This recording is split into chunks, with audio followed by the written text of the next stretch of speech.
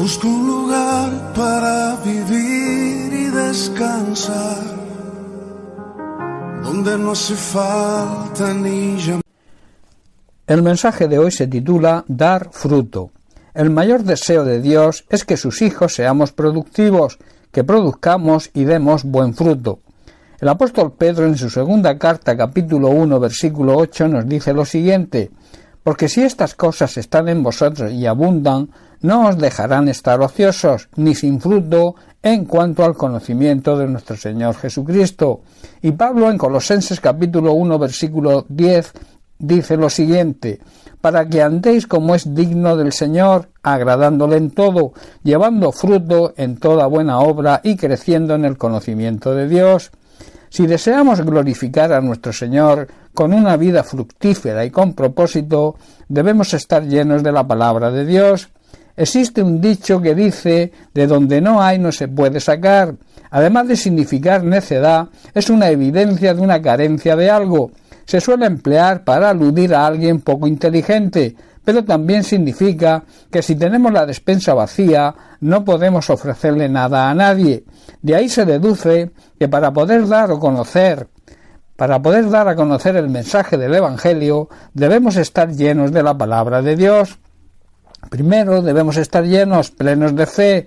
Para ello debemos conocer cada vez más la palabra de Dios.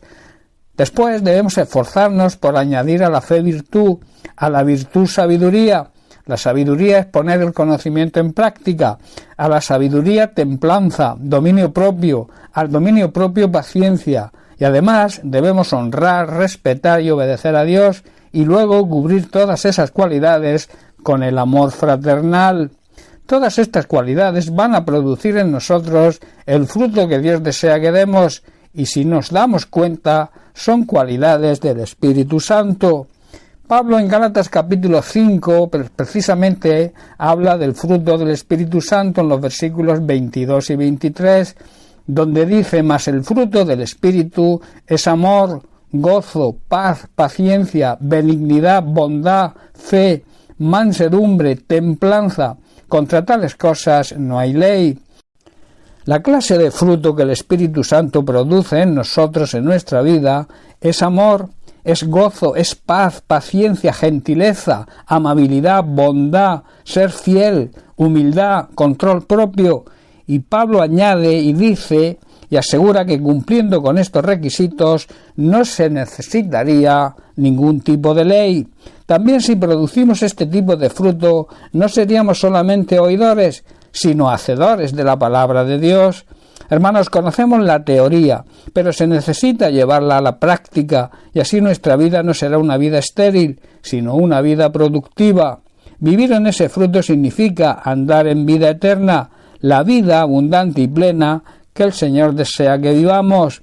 Hay personas con grandes talentos para los negocios, para la ciencia o para cualquier ámbito en la vida, incluso llamándose cristianos, pero no son capaces de producir ningún tipo de fruto espiritual, ni de realizar nada para que las almas se conviertan.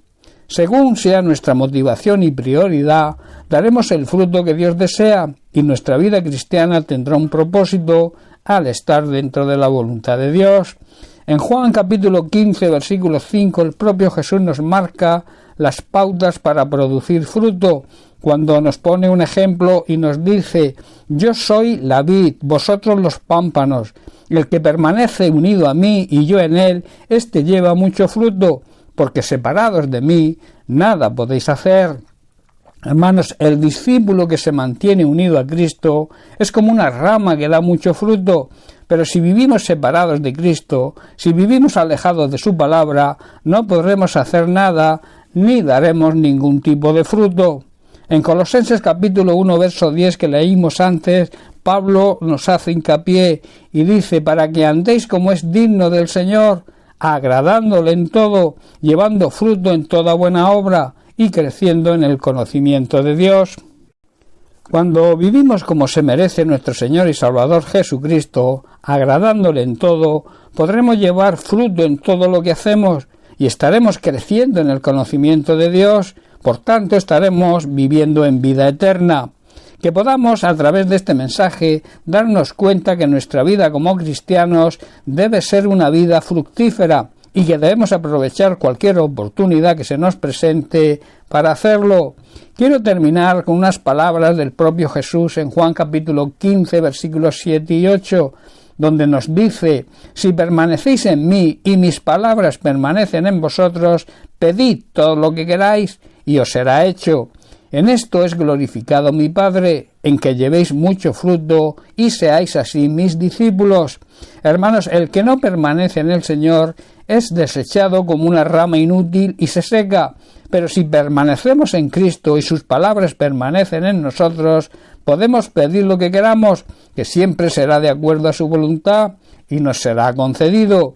También Jesús nos dice que cuando producimos mucho fruto, demostramos que verdaderamente somos hijos de Dios, verdaderos discípulos, y eso le da mucha gloria y glorifica a Dios el Padre.